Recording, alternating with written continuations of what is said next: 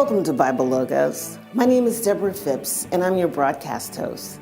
Today, I'm excited to introduce the first part of the message, It's Time to Get Up Out of Here. Please like and share the message on social media and with your friends and family. All right, here's part one of It's Time to Get Up Out of Here. Joshua, the first chapter. Joshua, the first chapter, beginning at verse 1, reading down through verse 8 from the English Standard Version of the Bible. The scripture reads as follows. After the death of Moses, the servant of the Lord said to Joshua, the son of Nun, Moses' assistant, Moses, my servant, is dead. Look what God said. God said to Moses, or to Joshua, Moses, my servant, is dead. Now therefore arise, go over this Jordan, you and all this people, into the land that I am giving to them, to the people of Israel, every place that the sole of your foot will tread upon, I have given to you. Just as I promised to Moses. Verse 5 says, no man shall be able to stand before you all the days of your life. Just as I was with Moses, so I will be with you. I will not leave you or forsake you. Be strong, verse 6 says, and courageous. For you shall cause this people to inherit the land that I swore to their fathers to give them. He's talking to Joshua. Look at somebody and say, he's talking to Joshua. Verse 7 says, only be strong and very courageous, being careful to do according to all the law that Moses, my servant, commanded you. Do not turn from it to the right hand or to the left, that you may have good success. How many of you want good success? Look at what God said. If you don't turn from the right hand or the left from his word, he said you'll have good success. It's guaranteed. Look what he says here. He says, wherever you go. Verse 8 says this book of the law shall not depart from your mouth, but you shall meditate on it day and night, so that you may be careful to do according to all that is written in it. This is the part I like. For then, everybody say then, you will make your way prosperous, and then you will have good success. I want to go back to verse 2 momentarily, which says, now therefore arise, because Moses is dead. So it's time for you to get up, go over this Jordan, you and all this people, into the land that I am giving to them. For today's message, we want to talk from the subject, it's time to get up and get out of here. Look at somebody and tell them it's time to get up and get out of here.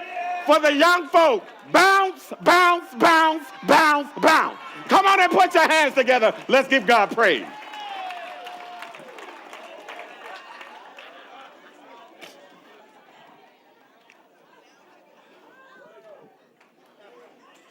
If you are a student of the Bible, you will probably agree that Moses is probably known as one of, if not the greatest leaders in all time, in all history. He was given a great assignment. He was given a great task, which was to lead God's people from a place of bondage, a place where they had been enslaved in Egypt, and take them into a promised land, which what we call a promised land, a land that is filled with milk and honey, a land that would cause them to inherit possessions that, based upon their backgrounds, they knew nothing of. It was foreign to them. Having been slaves, having been laborers for other people, all they knew and all they were acquainted with and all they were familiar with was working stuff that didn't belong to them. And watching other people blessed while they were not blessed. That's all they were familiarized with. That's all they knew. That's all they were acquainted with. So now God is taking them in a new horizon, introducing them to a new thing, changing and transforming their mind and their way of thinking, because now they are not just working for other folk, they get to be owners. They get to possess things. They have rights and entitlements that they know they did not have in their past. So Moses' assignment was to transform these people, and in the process of taking them from Egypt to the promised land, there was a great transformation that was required, and he was responsible for that transformation. And part of that transformation involved their thinking. Do you know that in order to change a person, you got to get to their thinking process? Because it's our thinking that binds us. Jesus said it this way, or the scripture says it this way: as a man, as a woman thinketh in his or her heart, so is he or she. If I think I'm nothing, I'm nothing. If I think I can't have anything, I can't have anything. If I think I can't do anything, I can't do anything. If I think I don't have any rights or entitlements, I don't have any rights or entitlements. Why? Because as you thinketh, so are you. But on the other hand, if I think I'm about to get up out of here, I'm about to get up out of this place, I'm about to get up out of this bondage, I'm about to get up out of this stuff that has kept me bound in the past, I'm about to get up out of this poverty, I'm about to get up out of this health crisis, I'm about to get up out of this mess, I'm about to get up out of this confusion, I'm about to get up out of this strife, I'm about to get up out of this mess, I'm about to get up out of this turmoil. If I think that in my heart, I'm going to do what's needful and necessary to rise up above it. What we find, though, is that with Moses, if we know his story, it sounds kind of sad at the end, because though he was tasked to bring the people out of Egypt and out of bondage, he was not the one who was able to take them into the promised land. And we can have theological discussions as to why, but the bottom line is he didn't get to do it.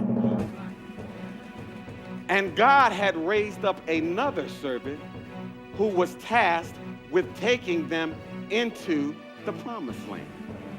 And that person's name was Joshua. So what we find is that Moses fulfilled his assignment to get the people out of Egypt.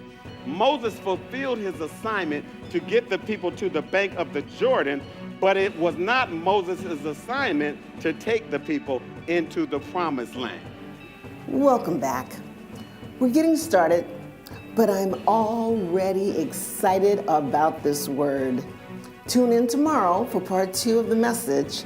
It's time to get up out of here. And don't forget to like it and share it with all your friends and family. I'm Deborah Phipps, and I want you to remember that the sower sows the word, and therefore it is with the same measure you meet that it shall be measured unto you again.